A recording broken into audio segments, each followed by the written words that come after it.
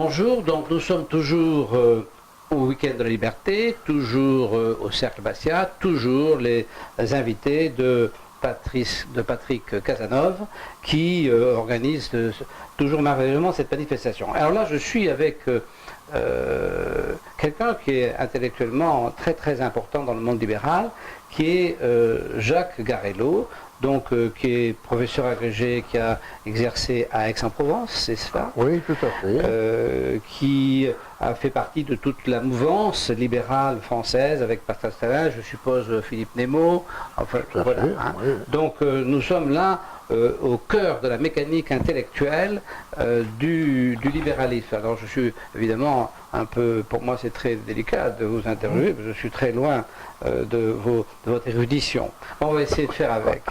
Alors, donc, vous êtes déjà intervenu dans le colloque et vous avez parlé de quelque chose qui m'a beaucoup intéressé parce que je n'avais pas vu ça comme ça. Vous avez envisagé l'Europe sous deux aspects. L'aspect qui nous repousse actuellement et qui repousse la grande majorité des Français, alors qu'en même temps on a l'impression que ça serait bien. Donc vous avez dit l'Europe au départ, en fait, c'était une association libre, libérale, ouverte, qui avait pour objectif de casser les frontières, d'ouvrir la liberté, d'empêcher les guerres.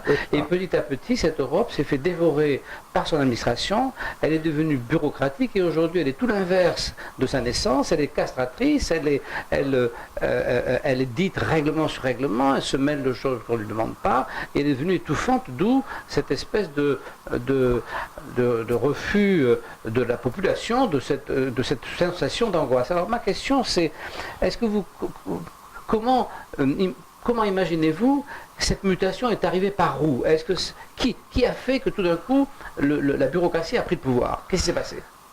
C'est très simple, c'est le socialisme. La réponse elle est claire. J'ai cité Margaret Thatcher qui s'opposait à l'Europe intégrée, au pouvoir de Bruxelles, en disant j'ai chassé l'État de l'Angleterre, je ne veux pas le retrouver à Bruxelles. Eh bien, il y a beaucoup de gens qui pensaient, et notamment les socialistes français, Jacques Delors, pourquoi ne pas le nommer, et il y a beaucoup de gens qui pensaient que l'étatisme, le socialisme au niveau national, s'était terminé, parce qu'il était menacé notamment par la concurrence et le libre-échange, et qu'il fallait passer à un étatisme à un niveau supérieur, plus élargi. Autrement dit, on crée l'État européen parce qu'on ne maîtrise plus l'État national. Oui, et que le destin du socialisme est d'être universel. Alors, votre présentation laisse penser, à juste titre d'ailleurs, qu'il y a eu un développement de l'administration, de la bureaucratie, etc. Mais tous ces fonctionnaires européens, tous ces lobbyistes européens ne sont pas venus là par hasard.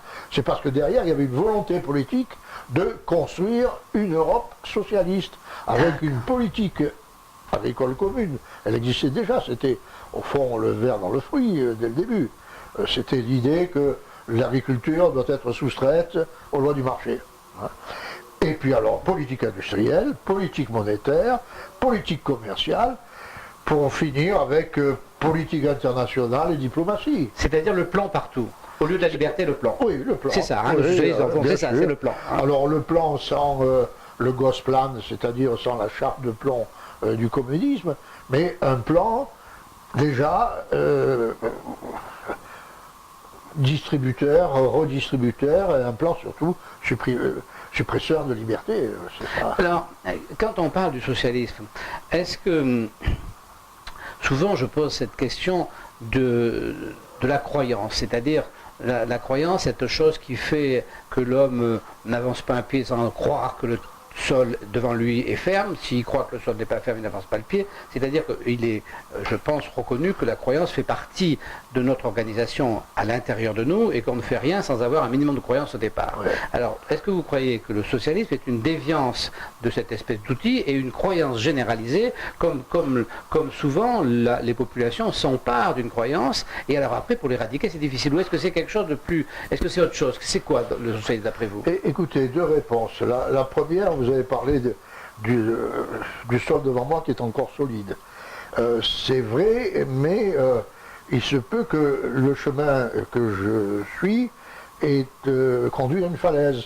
Donc on croit être encore solide, et puis tout d'un coup c'est la chute. Voilà. Alors ça c'est la première réponse, et peut-être folklorique. Vous allez peut-être pas. La deuxième réponse, et ça c'est réellement la réponse de fond, c'est c'est un vieux rêve humain de la construction du monde parfait. Enfin, c'est l'utopie. Nous allons construire la société parfaite où les hommes ne connaîtront ni la misère, ni la guerre, ni l'inégalité.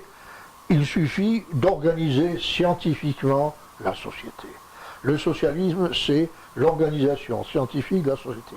Et vous pouvez prendre toutes les variations de socialisme depuis Platon, qui fixe le nombre de gens qui doivent être là, comment les femmes auront des époux. À l'époque, il n'avait pas trop parlé du mariage pour tous, parce que chez les Grecs, c'était quand même assez courant. Mais, voilà, j'organise, voilà, il me faut tant de gens pour s'occuper de l'État et de la guerre, tant de gens pour travailler, etc. Après, vous avez la vague utopiste du 19e siècle, avec Saint-Simon, Auguste Comte, les savants. Pourquoi la science ne s'emparerait-elle pas de la politique et de la vie des hommes en société? Ouais. Donc il y a cette croyance que l'être humain a besoin d'une société scientifiquement organisée. Et Hayek appelait ça la présomption fatale. Voilà le précipice, c'est qu'on s'avance jusqu'à la société parfaite, et un jour, ça devient le communisme, le totalitarisme, parce qu'il y a toujours des gens qui seront assez indépendants d'esprit, mauvais citoyens, va-t-on dire, oui, et qui disent, ben moi je ne peux pas vivre dans ce système-là. Je rentre pas dans le moule. Je ne me reconnais pas. Oui. Voilà. Et le problème, pourquoi est-ce qu'ils cherchent à construire la société parfaite? C'est qu'ils ne croient pas que les hommes soient eux-mêmes, par eux-mêmes, sans une organisation centrale, capables de construire une société améliorée. Oui. Autrement dit, ils nous dépossèdent d'un privilège que nous avons, nous autres, les hommes libres. Qui est notre propriété absolue.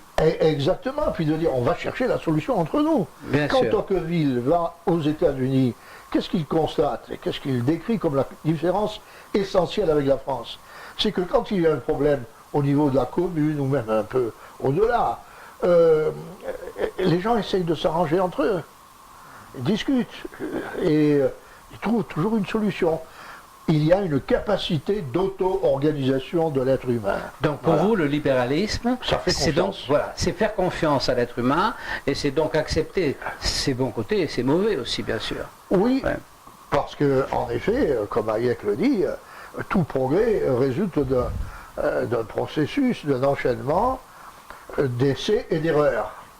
Alors il faut, en quoi il faut la liberté aussi, parce que si la liberté et si la dignité de l'être humain sont des objectifs très lointains, les voies, les chemins qui y conduisent, ils ne sont pas complètement décidés. Hier j'ai fait de la route, il y a des passages, on travaille beaucoup dans votre département, c'est bien d'ailleurs, votre argent n'est pas gaspillé, où il n'y a plus de marquage. On dit route non marquée. Ah ben oui, alors qu'est-ce qu'on va s'arrêter ou bien on va rouler à 20 à l'heure? Non, on commence à prendre des réflexes que moi j'ai connus en tant que conducteur automobile dans ma jeunesse, c'est-à-dire qu'on prend sur soi de se discipliner. Voilà. Et on peut se tromper, l'homme est faillible, n'est-ce pas? C'est certain, c'est sa caractéristique, mais disait Bastia, il est perfectible. Parce qu'il sait tirer les leçons de ses erreurs pour changer la direction. Alors, il est donc, si je vous suis, on fait confiance effectivement à l'homme, mais on fait confiance à l'homme avec les avantages et les inconvénients que ça représente. Ça suppose quand même qu'il y ait une éducation. Oui, bien sûr. Parce qu'il faut quand même qu'on ait la confiance. Vous nous avez dit hier que votre grand-père était arrivé d'Italie, qu'il avait travaillé énormément, et que vous en avez tiré la conséquence qu'on n'a rien sans rien. Ouais. Mais quand on a 5 millions de fonctionnaires qui ont des enfants qui comprennent bien qu'on peut tirer tout sans rien, faire. Oui. Et ils ne sont pas aptes à se mettre à bosser comme un boulanger italien qui se dit je veux ma place dans cette société. Tout à fait. Eh tout oui, à fait. donc quand même, voilà, donc c'est là que c'est compliqué, quoi. Ah, le problème de l'éducation est en effet le problème de l'avenir en France. Alors, est-ce que vous pensez que les libéraux, qui sont une minorité, pourraient avoir, est-ce que les libéraux, par exemple, pourraient être un peu comme les huguenots? Moi, je me dis, avec ma très légère connaissance de l'histoire et du monde, c'est un bon exemple. je me pose la question, je me dis, à un moment donné, l'Église catholique a été vraiment abusive dans ses pouvoirs et dans ses détails ridicules. La révocation des dînances, Voilà. disons Et les là-dessus, choses. des gens 110 000 qui ne renient pas le christianisme deviennent protestants. Ils ne Ouais, renient ouais. pas le christianisme pour Ils s'en autant. vont de France, surtout. Et ils s'en vont. Oui. Et ils sont chassés. Et ils vont faire la prospérité partout où ils passent. Voilà. Ben oui. Et alors, est-ce que vous pensez que nous, libéraux, on est comme ça chassés de ce pays qui est devenu effectivement tatillon, exactement comme inquisiteur? Parce qu'on n'a pas parlé là, parce que on n'a pas parlé attendez, du fisc. C'est pas vous à 71 ans, ni moi à 80 ans, 83 ans qui allons quitter la France. Non. Mais mes enfants s'en vont. Eh ben oui. Et mes petits-enfants encore plus. Eh ben oui. Voilà. Bon. Moi, je suis allé aux États-Unis pour la première fois, je crois que j'avais 38 ans. Mes petits-enfants, ils avaient 8 ans. Oui, voilà, pareil Voilà. pour Et moi. donc, et puis ils sont retournés. Bien sûr. Et donc, ils ont pu faire la comparaison. Bien Alors, sûr. ça, heureusement qu'une partie de la jeunesse est ouverte. Elle sait ce qui se passe à l'étranger. Elle ne retient pas nécessairement ce qu'il y a de mieux, d'ailleurs. Mais parle souvent une deuxième langue, en particulier l'anglais. Et alors, le problème, c'est que ça concerne une minorité de jeunes et d'enfants. Eh oui. Les autres sont sacrifiés et ils sont préparés, conditionnés pour être des fils, petits-fils de fonctionnaires ou d'allocataires. Parce que la fonction publique est une des formes nombreuses du privilège. Bon.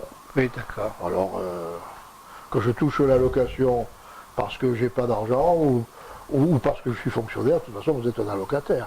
C'est bien le problème de la France, c'est la tyrannie du statu quo, l'expression est de Friedman. Il y a trop de gens en France qui dépendent directement ou indirectement de l'État. Il y a les fonctionnaires, il y a les salariés des entreprises publiques, il y en a encore pas mal.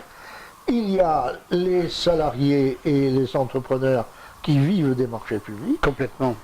Il y a ceux qui dépendent du contrôle de l'URSSAF, du contrôle fiscal, du contrôle syndical, l'inspecteur du travail. Ça fait Quand on parle de Français la concurrence, par exemple, qui est un élément essentiel du libéralisme pour l'équilibre de la société, quand on parle de la concurrence, moi je peux vous dire, parce que là c'est mon métier, les plus actifs à empêcher la concurrence, ce sont les commerçants. C'est eux, ce sont eux. Hein.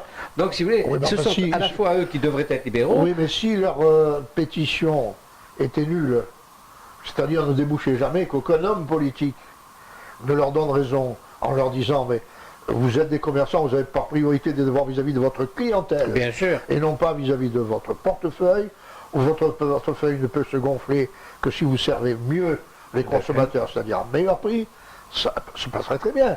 Mais le problème, c'est que les hommes politiques, comme ils veulent être élus, les commerçants, ils ont raison. Oui, parce que le commerçant est un relais d'opinion. Le village qui perd sa mercière, qui va acheter des boutons, qui tricote. Pourquoi est-ce que vous voulez maintenir la mercière alors qu'il n'y a plus personne qui sait coudre? Alors, je ne sais pas si c'est un progrès ou une régression, mais c'est un fait. Absolument. Alors moi, je me suis battu avec mon vieil ami Jean-Pierre Raffarin quand il a créé les premières lois pour bloquer la création des grandes surfaces. Bien sûr. Alors que beaucoup de gens qui vivent dans des villes, dans de mauvaises conditions, prennent leur retraite à la campagne, mais à la campagne, ils veulent avoir ce qu'ils avaient en ville. C'est-à-dire la possibilité de faire leur marché. Voilà. On dit non, restez chez vous. Bon, voilà. Bien, monsieur professeur, donc, J'ai été émérite, ça veut très dire heureux de vous recevoir. Cet Merci. opérage qui mêle l'érudition, l'expérience et le bon sens, puisque vos parents vous ont appris le bon sens, vous avez acquis l'érudition, et puis le temps vous a donné l'expérience. Il y a une Trois chose qui m'a éléments beaucoup essentiels. quelque chose qui m'a beaucoup apporté, ça c'est moins connu, c'est que pendant pratiquement 20 ans, j'ai partagé ma vie entre l'entreprise et l'université. J'ai été le deuxième plus gros vendeur, si je peux m'exprimer ainsi, de formation économique en France. J'avais créé un institut qui permettait aux ouvriers d'accéder à la connaissance économique, dans ce cas-là de plus simple, de plus profond en même temps. Et ces ouvriers étaient instruits par leur cadre. Nous formions les formateurs. Oh oui, les résultats, il faut les demander à la CGT qui a perdu des positions dans la plupart des grands groupes français à ce moment-là. Voilà, dans les années 70, vous évoquez M. Giscard, c'était la période Giscard. Bien, Et là, on rencontre des gens formidables, vous savez. Et on s'aperçoit que les Français sont fondamentalement libéraux, très attachés à leur propriété, très attachés au mérite et au travail. Ben, c'est ça le libéralisme. Moi, je prends un exemple, par exemple, que je connais bien, où je travaille, La Rochelle. La Rochelle est une ville libérale de droite. Les Rochers sont des gens très actifs, très entreprenants. Ils tiennent ça depuis fort longtemps. Et puis, ils tombent des élus de gauche systématiquement. Oui, oui. Avec qui ils s'engueulent d'ailleurs. Oui, mais c'est pas les pires. Non, c'est pas les purs que faut être. Mais depuis, derrière, c'est un peu plus difficile. Ah bon.